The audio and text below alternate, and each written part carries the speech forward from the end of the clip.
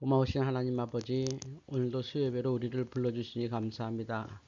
성탄을 기다리며 드리는 이 수요예배에 모이는 성도들에게 축복하시고 찬송과 기도와 말씀으로 임재하여 주시옵소서. 다시 오실 주님을 기다립니다. 우리의 삶에 이정표가 되실 주님을 말구 위에 모시듯이 우리의 삶에 임할 수 있게 하여 주시옵소서. 오늘도 예배를 통하여 기도하는 모든 성도들의 기도도 응답되고 우리의 찬송이 하나님을 기쁘게 하여 주시옵소서. 거룩하신 예수님의 이름으로 간절히 기원하옵나이다. 아멘. 사도신경. 나는 전능하신 아버지 하나님, 천지의 창조주를 믿습니다. 나는 그의 유일하신 아들, 우리 주 예수 그리스도를 믿습니다. 그는 성령으로 잉태되어 동정녀 마리아에게서 나시고 본디오 빌라도에게 고난을 받아 십자가에 못 박혀 죽으시고 장사된 지 사흘 만에 죽은 자 가운데서 다시 살아나셨으며 하늘에 오르시어 전능하신 아버지 하나님 우편에 앉아 계시다가 거기로부터 살아있는 자와 죽은 자를 심판하러 오십니다. 나는 성령을 믿으며 거룩한 공교회와 성도의 교제와 죄를 용서받는 것과 몸의 부활과 영생을 믿습니다. 아멘. 찬송가 90장 함께 찬양하겠습니다.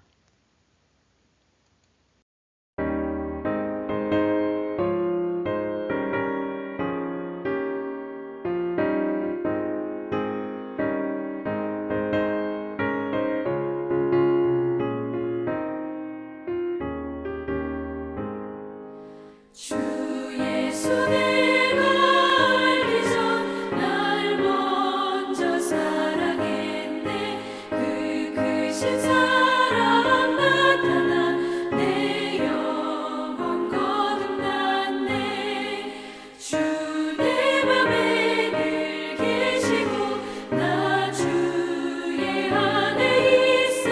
저 포도비유 같으니 참 좋은 나의 친구. 내 친구 되신 예수님 날 구원하시려고 그 귀한 몸을 버리사 내 죄를 대속했네. 나 주님을 늘 믿으며 그 손을 의지하고 내 몸과 마음을 바쳐서 끝까지 충성하리.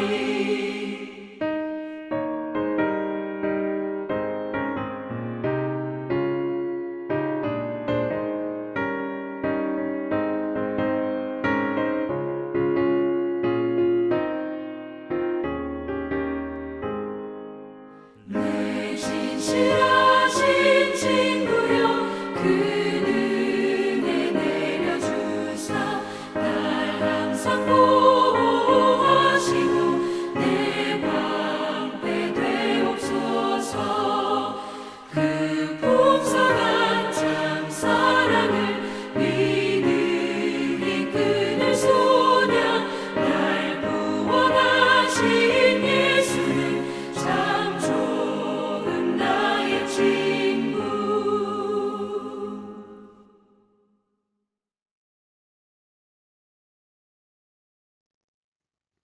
하나님 말씀 구약성경 사무엘하 6장 6절에서 11절입니다. 구약성경 사무엘하 6장 6절에서 11절입니다. 그들이 나곤의 타작마당에 이르러서는 소들이 뛰므로 웃사가 손을 들어 하나님의 궤를 붙들었더니 여호와 하나님이 웃사가 잘못함으로 말미암아 진노하사 그를 그곳에서 치시니 그가 거기 하나님의 궤 곁에서 죽으니라.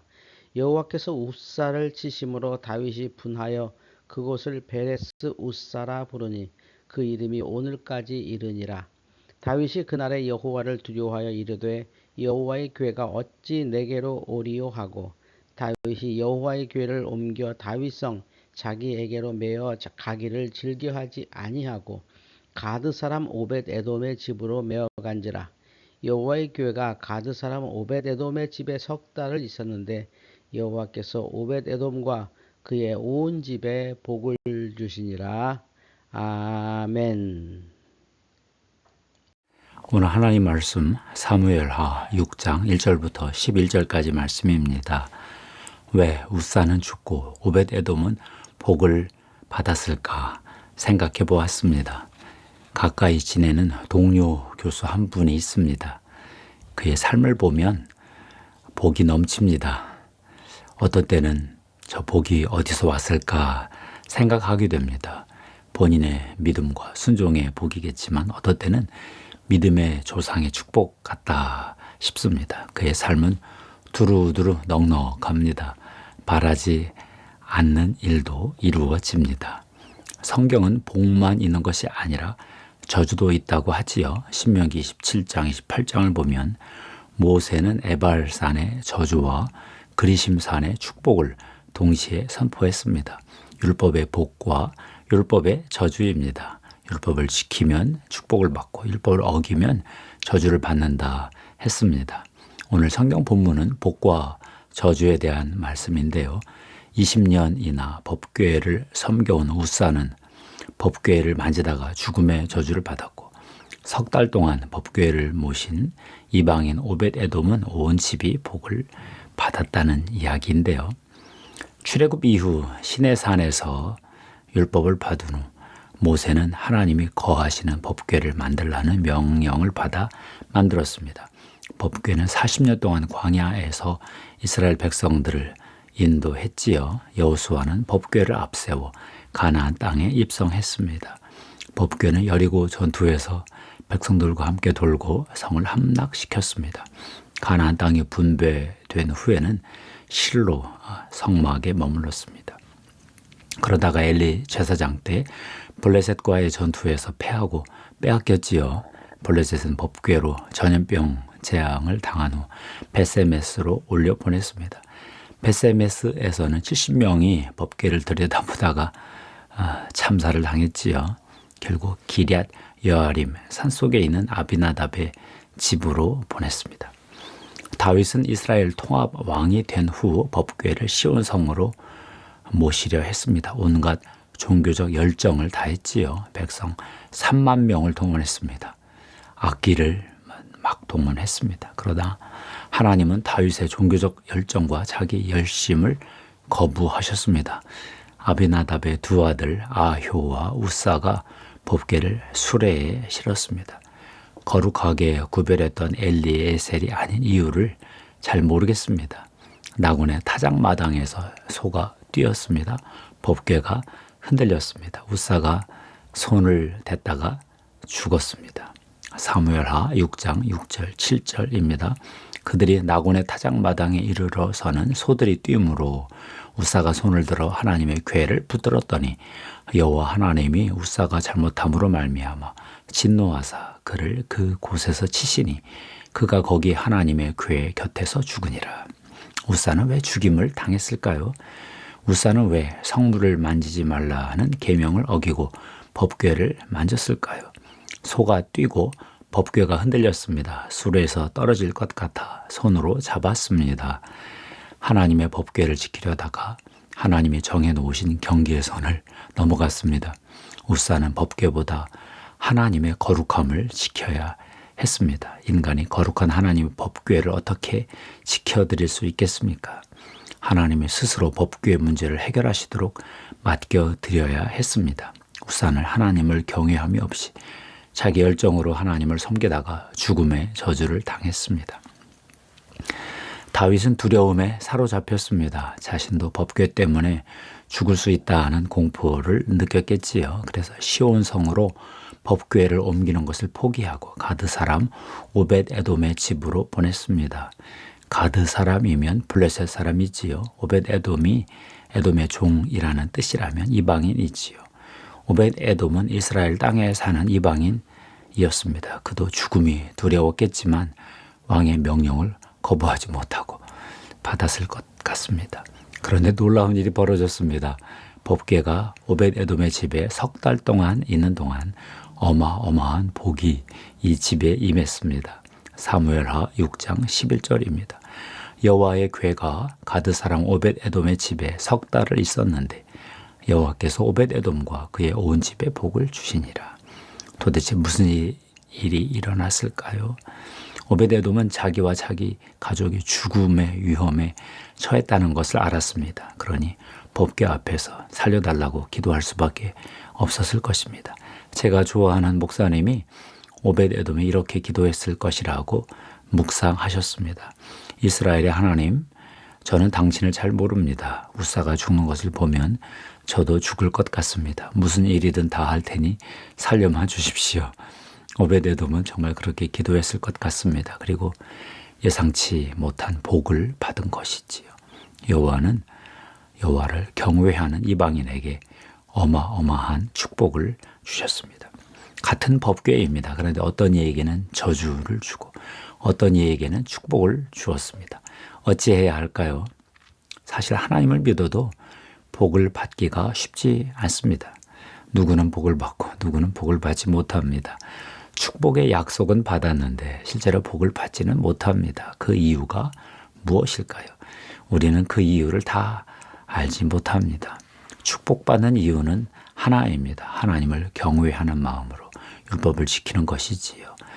그러나 저주받는 이유는 각각 다 다릅니다. 저주의 이유는 너무 복잡하고 다층적입니다. 어떻게 하면 좋을까요? 우선 가장 시급한 일은 예수 그리스도의 십자가가 율법의 저주를 푸셨다는 것을 믿는 일입니다. 갈라디아서 3장 13절 14절입니다. 그리스도께서 우리를 위하여 저주를 받은 바 되사 율법의 저주에서 우리를 속량하셨으니 기록된 바 나무에 달린 자마다 저주 아래에 있는 자라 하였음이라. 이는 그리스도 예수 안에서 아브라함의 복이 이방인에게 미치게 하고 또 우리로 하여금 믿음으로 말미암아 성령의 약속을 받게 하려 함이라. 십자가는 우리 죄를 속죄하는 십자가입니다. 십자가는 동시에 우리의 저주, 율법의 저주, 율법을 지키지 못해 받는 저주를 푸는 십자가이기도 합니다. 이스라엘 백성이 율법의 저주에서 벗어날 수 없다는 것이 분명해졌습니다. 하나님은 인간에게 더 이상 기대할 것이 없다는 것을 확인했습니다. 그리고 하나님의 아들이 대신 저주를 받고 인간의 저주를 푸는 길을 택하셨습니다. 하나님 아버지와 하나님의 아들이 공동으로 그렇게 결정했습니다. 그것이 십자가입니다. 그 다음 필요한 일은 성령이 축복을 집행하는 것을 경험하는 일이겠지요. 예수 그리스도는 요한복음 고별 설교에서 보혜사 성령을 통해 저주를 푸는 일을 행할 것이라고 예고하셨습니다. 요한복음 16장 7절에서 11절입니다. 그러나 내가 너희에게 실상을 말하노니 내가 떠나가는 것이 너희에게 유익이라. 내가 떠나가지 아니하면 보혜사가 너희에게로 오시지 아니할 것이요. 가면 내가 그를 너희에게로 보내리니 그가 와서 죄에 대하여 의에 대하여 심판에 대하여 세상을 책망하시리라. 죄에 대하여라 함은 그들이 나를 믿지 아니함이요. 의에 대하여라 함은 내가 아버지께로 가니 너희가 다시 나를 보지 못하며 심판에 대하여라 함은 이 세상 임금이 심판을 받았음이라. 성령이 우리 그 불신의 죄를 깨닫게 하고 우리가 십자가를 통해 받는 진정한 의를 알려주고 이 세상 임금 사탄이 심판받은 것을 드러낸다는 것입니다. 성령이 우리의 불법의 죄를 회개하고 예수 그리스도가 우리의 죄를 용서한 것을 알게 하시고 우리를 저주하는 사탄이 심판당한 것을 드러내리라는 것인데요. 그러면 어떤 일이 벌어질까요? 율법을 어겨 받은 저주가 풀리는 것을 경험한다는 것인데요. 십자가에서 이미 하늘 법정의 판결은 내려졌습니다. 사탄이 더 이상 우리를 참수할 수 없다는 판결이 선고되었습니다. 무죄 판결이 선고됐습니다. 예수 그리스도가 죄의 대가를 지불하고 우리 인간의 저주를 푸셨다고 선고되었습니다. 법정의 망치는 두들겨졌습니다. 그런데 우리는 여전히 저주 아래 있는 현실이지요. 우리는 어떻게 해야 할까요? 이제는 성령의 역사로 이 법정 판결을 집행할 때입니다. 우리가 하나님의 판결을 집행하는 관리가 되어 판결을 집행해야 하겠습니다. 성령님과 더불어 이 법정 판결을 집행하는 집단리가 되어야 하겠습니다. 최근 로버트 핸더슨 목사의 하늘 법정으로 가는 기도를 읽었습니다. 하늘 법정으로 가는 기도 2편도 나왔습니다. 오래 기도해도 응답받지 못하는 기도가 있다면 하늘 법정에 들어가서 저주의 근원을 풀어야 한다 말씀하셨습니다. 로버트 핸더슨 목사는 우리가 저주받은 이유를 찾아야 한다고 강조하셨습니다. 잠언 26장 2절은 까닭 없는 저주는 참새가 떠도는 것과 제비가 날아가는 것 같이 이루어지지 아니하느니라 했습니다. 까닭 없는 저주는 이루어지지 않지만 까닭 있는 저주는 이루어진다는 것인데요. 우리의 죄 때문에 때로는 조상의 혈통의 죄로 때로는 국가의 죄로 저주가 임합니다. 사탄에게 참속거리를 준 것이지요. 우리의 말이 저주를 초래하기도 합니다. 우리의 동기가 그릇되어서 잘못되어서 저주를 초래하기도 합니다. 내가 가족에게, 자식에게, 나 자신에게 퍼부은 저주의 말이 저주를 초래하기도 합니다. 그러니 저주의 말부터 회개해야 하겠지요. 남들이 나에게 저주한 말도 풀어야 하겠지요. 근거가 없다. 예수 그리스도의 십자가의 보혈이 다 푸셨다.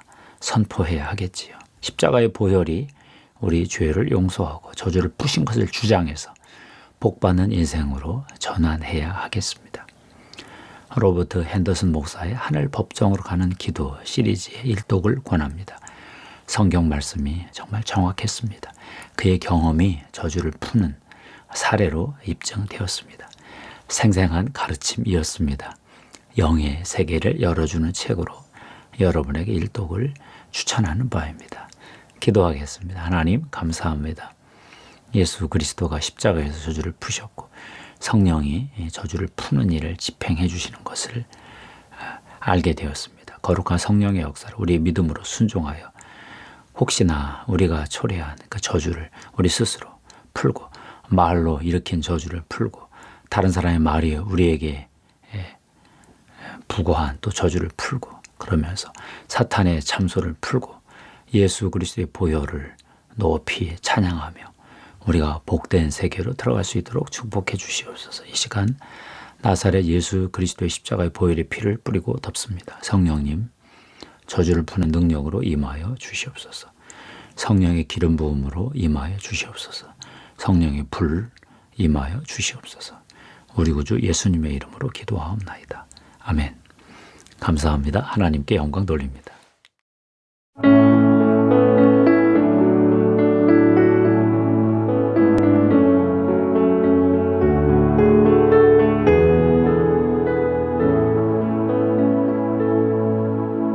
너의 하나님 여호와가 너의 가운데 계시니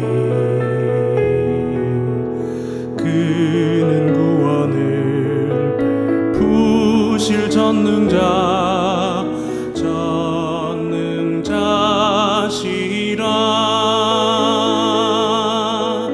그가 너로 인하여 기쁨을 이기지 못하시며 너를 잠잠히 사랑하시니